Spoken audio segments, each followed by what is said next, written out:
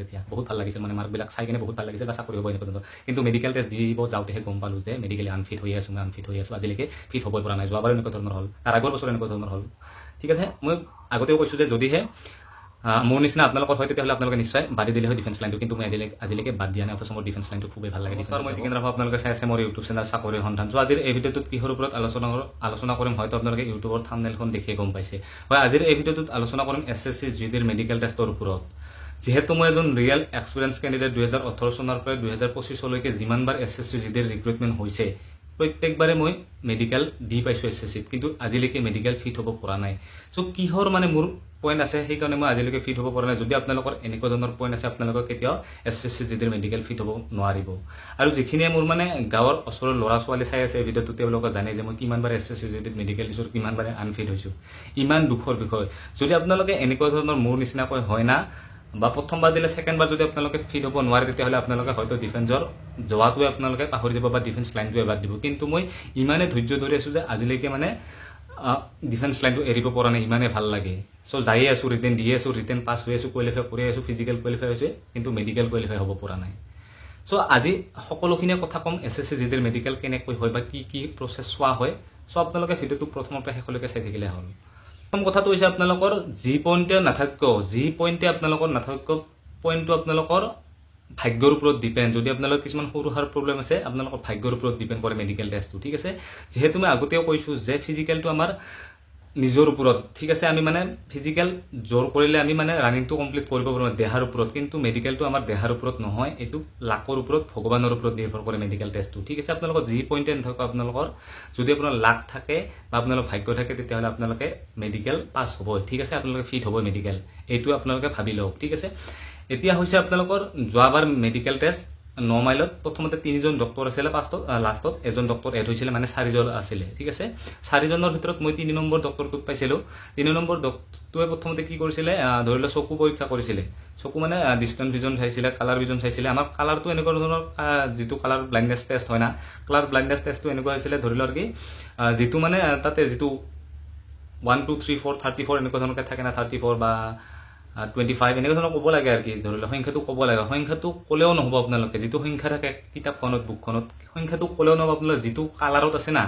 কি কালাৰত আছে সেইটোও ক'ব লাগিব সেইকাৰণে মানে বহুত ল'ৰাই আমাৰ গ্ৰুপত কালাৰ ব্লাইণ্ডনেছত ফেল কৰিছে বিশেষকৈ 9 মাইলৰ 3 নম্বৰ ডক্টৰটোৱে মানে ফেল কৰিছে কাৰণ বহুতে কালাৰ ইংলিছত বা ক'ব নোৱাৰে ঠিক আছে ক'ব পাৰিব নেকি হিন্দী ইংলিছত কালাৰ বহুতে ক'ব নোৱাৰে আমাৰ অসমীয়া ল'ৰাখিনি বিশেষকৈ যিহেতু আমাৰ অসমীয়া ল'ৰাখিনিয়ে বেছিভাগেই কি কৰে অসমীয়া মিডিয়ামত পঢ়া ল'ৰা সেইকাৰণে মানে কালাৰটো প্ৰত্যেকে ইংলিছত ক'ব নোৱাৰে বা অৰেঞ্জ বা ৰেড এনেকুৱা ধৰণৰ ক'ব নোৱাৰে বা য়েল্লো এনেকুৱা ধৰণকৈ ক'ব নোৱাৰে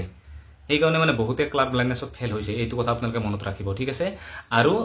তাৰপিছত আমাৰ যিটো কাণ চেকআপটো আপোনালোকে জানে কাণ চেকআপটো মেচিনেৰে সোমাইছে আৰু কিছুমান মানে শব্দ কৰি দিয়ে মানে এনেকুৱা ধৰণৰকৈ ঠিক আছে শব্দ কৰি দিয়ে আৰু মানে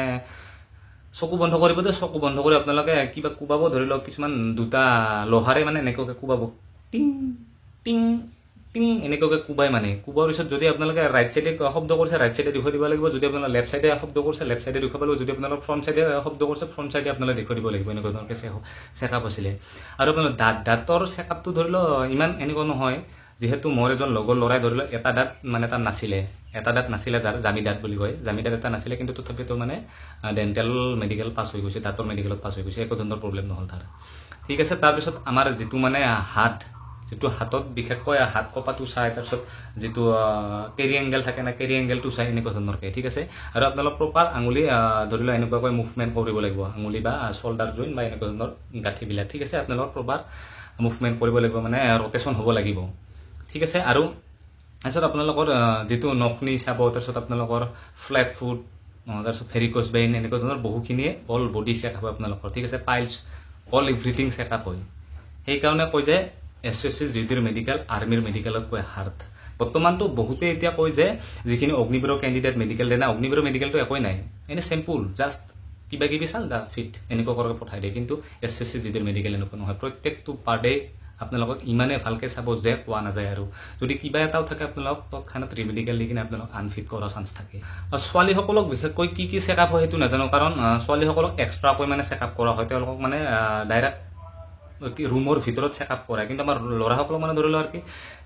ইমানো সেনেকুৱা ৰুম নহয়, ৰুমৰ ভিতৰত হয় কিন্তু ধৰি লওক সিমান সেনেকুৱা ৰুম নহয় আৰু জাষ্ট আমাক মানে 25জন 30জনৰ গ্ৰুপ কৰিছে, গোটেইবিলাকক একেলগে চাইছে। কিন্তু ছোৱালীবিলাক ডাইৰেক্ট পকা ৰুমত লৈ যায়, পকা ৰুমত মানে তেওঁলোকক কি চেকআপ কৰে আমি একো দেখা নাপাওঁ, তেওঁলোকক কি চেকআপ হয় সেইটো নাজানো, তেওঁলোকৰ ছোৱালীহে মানে জানিব, যিখিনি আগৰ ছোৱালী আছে তেওঁলোকক সুধি ল'ব যে যোৱাবাৰ কি চেকআপ হৈছে এনেকুৱা ধৰণৰ কথা বা কেনেকুৱাকৈ চেকআপ হয় সেইটো তেওঁলোকক সুধি ল'ব, কিন্তু আমি ক'ব নোৱাৰিম আমি ল'ৰাখিনিৰ বিষয়ে। আৰু মেডিকেলৰ দিনাখন আপোনালোকে একদমেই ভয় নাখাব, কাৰণ বিপি টেষ্ট আমাৰ হয়, যিটো আমাৰ ব্লাড প্ৰেছাৰ বুলি কয়। যদি আপোনালোকে ভয় খায় তেতিয়াহ'লে আপোনালোকে প্ৰেছাৰটো হাই হৈ যাব আৰু আপোনালোকে ৰিমেডিকেল পাই যাব প্ৰেছাৰত। যদি ৰিমেডিকেল পাই যায় তেতিয়াহ'লে আপোনালোকৰ চান্সটো কমি যায়, পাছ কৰা চান্সটো এনেকুৱা ধৰণৰ হয়। ঠিক আছে, আপোনালোকে একদমেই ভয় নাখাব, বিন্দাছ। আপোনালোকে যদি ফিট আছে, আপোনালোকৰ দেহৰ শৰীৰটোৱে ক'ব না আপোনালোকৰ কি মানে গোটেইখিনি বস্তু আপোনালোকে ক'ব না বোলে ফিট আছো নে নাই। যদি আপোনালোকে ফিট আছে, আপোনালোকে জবৰদস্ত হয় সেইদিনাখনে আপোনালোকে বিন্দাছ মেডিকেল দিব যাওক চেণ্টাৰত, কোনো ধৰণৰ একো প্ৰব্লেম নাই। যদি আপোনালোকে ফিটে তাত কোনো ধৰণৰ একো প্ৰব্লেম নাই। যদি আপোনালোকৰ কিবা প্ৰব্লেম আছে এতিয়াৰে পৰা আপোনালোকৰ যদি প্ৰব্লেমটো দেখা দিছে তেতিয়াহ'লে আপোনালোকে চিভিল হস্পিটেলত যাওক। ঠিক আছে, আপোনালোকে গভ হস্পিটেলত যাই আপোনালোকৰ পইণ্টটো আপোনালোকে ট্ৰিটমেণ্ট কৰি আপোনালোকে ভাল কৰি লওক, এতিয়াও সময় আছে। ঠিক আছে, আৰু এতিয়া মোৰ কথাটো হৈছে যে মই কিহত মানে প্ৰত্যেকবাৰে মেডিকেল টেষ্ট মানে আনফিট হ'বলগীয়া হয়। চ' মোৰ মানে বন ফ্ৰেকচাৰ বুলি কয়, মোৰ বন ফ্ৰেকচাৰ আছে মানে হাতত। ঠিক আছে, ৰাইট হেণ্ডত মানে মোৰ বন ফ্ৰেকচাৰ আছে, সেইকাৰণে মই মেইনলি SSCGD মেডিকেলত পাছ কৰিব নোৱাৰোঁ। কাৰণ যিটো হাতখনৰ চেকআপটো এনেকুৱাকৈ হয় না, হাতৰ চেকআপটো এনেকুৱাকৈ দিয়া ল'লে মানে মোৰ বন ফ্ৰেকচাৰটো চিনি পায় আৰু বন ফ্ৰেকচাৰত মানে মোক ৰিমেডিকেল দি দিয়ে। চ' ৰিমেডিকেল মই আজিলৈকে কৰা নাই, মই জানো ৰিমেডিকেল দিয়া মানে যিটো মোৰ মানে এক্সৰে কৰিব না, এক্সৰে ৰিপৰ্টত অট'মেটিক মানে দেখাই পাব যে ইয়াৰ বন ফ্ৰেকচাৰ আছে, মানে হাৰ্ডিৰ প্ৰব্লেম আছে, মানে হাৰ্ডিডাল ভঙা আছে মোৰ। সেইকাৰণে মানে মই আজিলৈকে ৰিমেডিকেল কৰি পোৱাই নাই মই। চ' ৰিমেডিকেল প্ৰচেছটোও নাজানো মই কেনেধৰণৰ কি। ঠিক আছে, বন ফ্ৰেকচাৰৰ কাৰণে মই আজিলৈকে SSCGD মেডিকেল পাছ কৰিব পৰা নাই। হয়তো 2018 চনতে নহ'লে মই ফাইনেল চিলেকশ্যন হ'ল হয়। আৰু 2018 চনত যিহেতু মোৰ মাৰ্ক আছিলে 47, তাৰপিছত আমাৰ 45ৰ লগৰ ল'ৰাই আমাৰ কি পালে, CRPFত পালে, CSFত পালে, এনেকুৱা ধৰণৰ পাই তেওঁলোকে এতিয়া চাকৰি কৰি আছে। ঠিক আছে, মোতকৈ কম মাৰ্ক পোৱা ল'ৰাই চাকৰি কৰি আছে। তাৰপিছত এনেকুৱাকৈ মানে তাৰপিছত আৰু আহিলে 2021 ৰিক্ৰুটমেণ্ট আহিলে, তাৰপিছত তাতে 34ৰ পৰা লৈ গৈছিলে চাগে, ফাইনেল চিলেকশ্যন 34 না 35ৰ পৰা লৈ গৈছিলে আমাৰ STক। তাৰপাছত মোৰ মাৰ্ক আছিলে 52, হায়েষ্ট মাৰ্ক আছিলে তেতিয়া। বহুত ভাল লাগিছিল, মানে মাৰ্কবিলাক চাই কিনে বহুত ভাল লাগিছিল, বা চাকৰি হ'ব এনেকুৱা ধৰণৰ। কিন্তু মেডিকেল টেষ্ট দিব যাওঁতেহে গম পালোঁ যে মেডিকেলি আনফিট হৈ আছোঁ, মই আনফিট হৈ আছোঁ, আজিলৈকে ফিট হ'বই পৰা নাই। যোৱাবাৰ এনেকুৱা ধৰণৰ হ'ল, তাৰ আগৰ বছৰ এনেকুৱা ধৰণৰ হ'ল। ঠিক আছে, মই আগতেও কৈছোঁ যে যদিহে মোৰ নিচিনা আপোনালোকৰ হয় তেতিয়াহ'লে আপোনালোকে নিশ্চয় বাদে দিলে হয় ডিফেন্স লাইনটো, কিন্তু মই